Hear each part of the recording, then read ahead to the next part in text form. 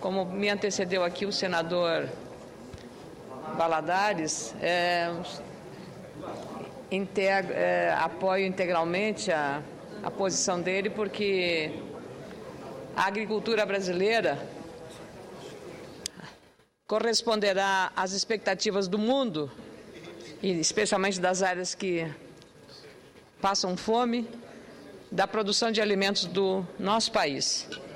E o senador Valadares, então, terá todo o meu apoio numa área fundamental, que é um dos elementos para a composição dos fertilizantes, e Vossa Excelência terá uma quarta senadora da sua bancada para defender esses projetos que são importantes para o nosso país, porque hoje ainda somos importadores de fertilizantes, dependemos das matérias-primas importadas, tendo nós reservas muito relevantes que poderemos explorá-la com valor agregado e gerar desenvolvimento ainda maior, beneficiando a agricultura brasileira. Cumprimentos, senador Valadares. Eu, na verdade, queria, senador Paim, dizer que estou hoje um pouco mais aliviada com a instalação da CPMI para investigar as denúncias sérias envolvendo o bicheiro Carlinhos Cachoeira. Tenho a convicção de que nesse processo os senadores e os deputados estarão imbuídos de máxima responsabilidade e comprometidos com as expectativas da sociedade brasileira, com um trabalho que tenha por objetivo único e essencial e fundamental fazer uma investigação profunda, uma investigação isenta e retirando todo o caráter midiático ou de espetaculização ou de denuncismo barato que não levem a um lugar e a um resultado adequado à expectativa gerada pela população brasileira. Esta CPMI, diferente daquela que resultou no caso Mensalão, tem um fator novo e relevante. Naquela, a imprensa brasileira teve um papel relevante e decisivo, se antecipando com as denúncias e ajudando com essas informações ao processo investigatório. Agora, temos a força das chamadas redes sociais, que, associada ao trabalho investigativo de uma imprensa muito responsável e comprometida com a informação adequada e veraz, irão, sem dúvida, esses dois processos auxiliar enormemente o trabalho dos integrantes da CPMI. E em qualquer tentativa de manobra para esvaziar, fragilizar ou obter um resultado não satisfatório, não há dúvida de que a pressão dessas redes sociais vai se sentir aqui.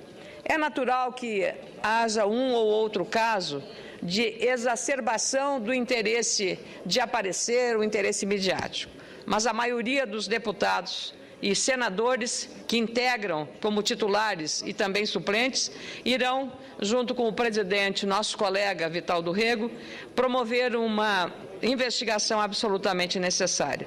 Nem vou discutir aqui o mérito do trabalho, deputado Onyx Lorenzoni, que faz parte dessa CPMI, mas dizer que é possível, sim, acreditar que a experiência daqueles que participaram da CPMI dos Correios tenham também agora um papel relevante nesse processo.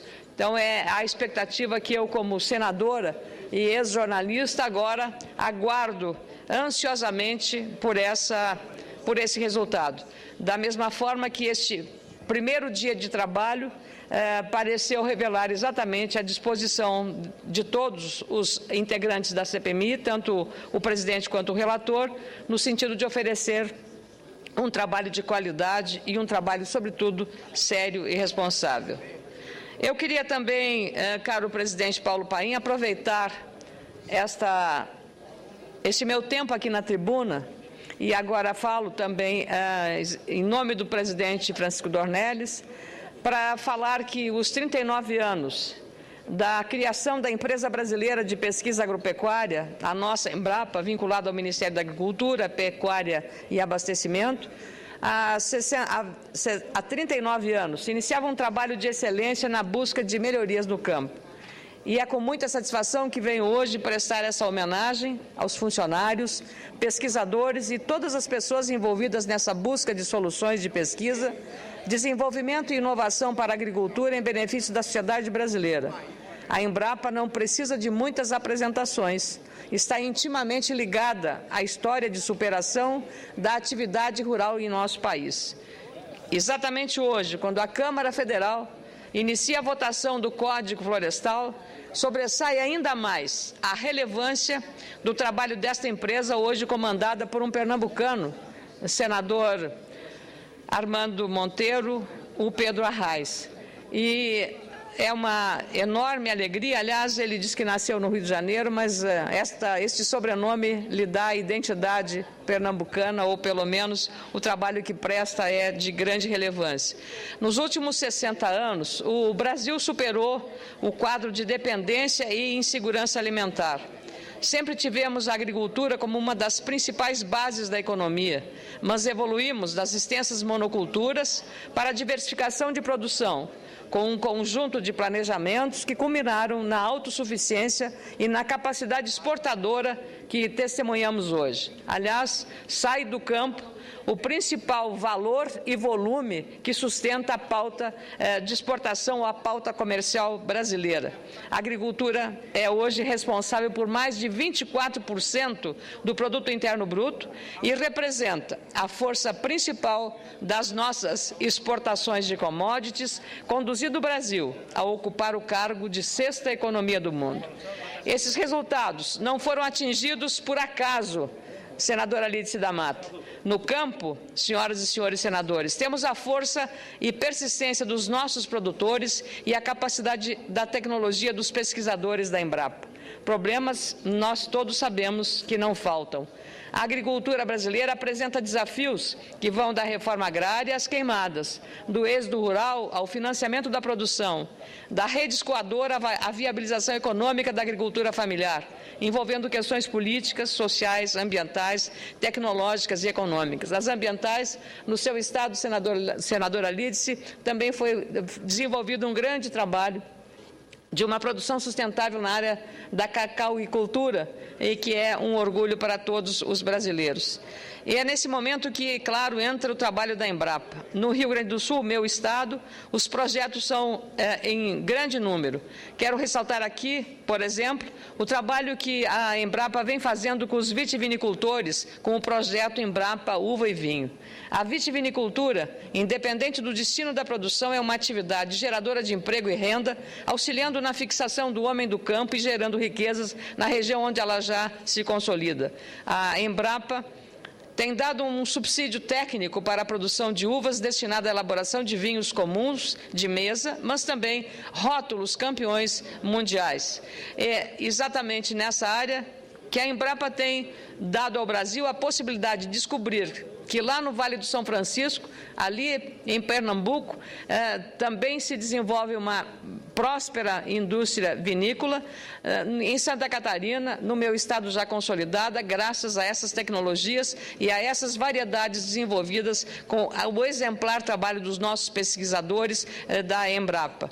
No momento em que o vinho brasileiro enfrenta uma forte concorrência dos vinhos estrangeiros, com a valorização excessiva do dólar, ou desvalorização excessiva do dólar, buscar a excelência do nosso produto é vital para a sobrevivência dos agricultores, principalmente no cultivo da uva, que é uma atividade desenvolvida com o uso da mão de obra familiar. Outro trabalho inovador é o estudo que as mudanças climáticas, catástrofes que vêm quebrando as safras atualmente no Brasil. Só neste ano, o Rio Grande do Sul teve uma queda de 50% na safra de soja e 45% na safra de arroz. A Bahia também sofre enormemente as consequências desse problema climático. A Embrapa está identificando as áreas que podem ser atingidas pela seca ou pelo excesso de chuvas, e esses estudos podem contribuir para a elaboração de políticas públicas que vão do crédito ao seguro rural. temas muito caros também ao senador Walter Pinheiro, que aqui tem falado muito no problema da seca na Bahia e que tem causado prejuízos aos agricultores daquele estado.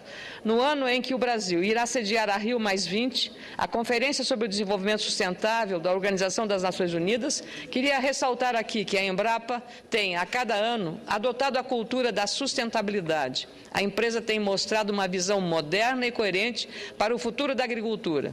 A Embrapa sabe que os novos tempos trazem desafios ainda maiores. A agricultura do futuro deve se basear em conceitos e métodos multifuncionais, sintonizada com o modelo de economia verde. O padrão tecnológico do agronegócio do futuro passa por sistemas integrados com respeito aos mercados étnicos e regionais, utilizando também a bioenergia. Tenho certeza que a Embrapa está preparada para esse grande desafio e pronta para continuar a servir o campo brasileiro. Aliás, nesses últimos 30 anos, enquanto a produção, ou melhor dizendo, a área cultivada teve um aumento percentual relativamente pequeno, a produtividade teve um aumento substancial na produção, graças exatamente à adoção de modernas tecnologias, usando biotecnologia, usando manejos adequados à sustentabilidade, como o plantio direto na palha, também manejos adequados com curvas de nível, e todas essas atividades, todas essas iniciativas demonstram esse compromisso que a Embrapa desenvolve junto com os produtores rurais brasileiros de agricultura familiar, médios agricultores, grandes agricultores, todos são dependentes desse centro de excelência, que espalha o seu conhecimento para várias regiões, não só na América do Sul, mas também em países africanos. Por isso, no momento em que o Brasil, através de um programa ambicioso do governo brasileiro, espalha jovens para irem para universidades internacionais de renome e assim colaborar para o desenvolvimento industrial do nosso país, que hoje sofre de um grave problema da desindustrialização, em função dessas questões conjunturais e estruturais da economia, a questão do câmbio, a questão da deficiência da logística e tantos outros problemas, das barreiras comerciais que agora nos impõe a Argentina, é preciso encontrar um caminho de favorecer exatamente a formação desses jovens. E se estamos mandando para fora é porque nós poderíamos aqui ampliar os investimentos nesse centro de excelência que é a Embrapa, para preparar ainda mais pesquisadores e explorar cada vez mais, com mais qualidade, aquilo que temos de patrimônio maior, que é a possibilidade de o Brasil continuar sendo o grande celeiro do mundo para fornecer alimentos para ainda regiões que passam fome, como regiões de países da África, e também aumentar o seu protagonismo no mercado globalizado cada vez mais, oferecendo alimentos de qualidade. Mas isso só venceremos com mais investimentos em setores essenciais, como é o investimento na pesquisa agropecuária. Já avançamos muito com a biotecnologia e muito mais fará essa empresa que orgulha todos os brasileiros. É exatamente por isso que hoje faço questão de registrar na tribuna os 39 anos da Embrapa. E, por fim, senador Paulo Paim, acabo de ter, junto com a bancada do Rio Grande do Sul, também uma audiência com a ministra da Articulação Política e Institucional, Ideli Salvati, e também com o ministro da Saúde, Alexandre Padilha, tratando da liberação de recursos para o Rio Grande do Sul, emendas de bancada, porque enquanto não se muda o sistema de repartição dos recursos, nós temos que solicitar a liberação, porque fazem falta em setores fundamentais, como a educação, como a questão da saúde e tantos outros tão fundamentais ao nosso Estado.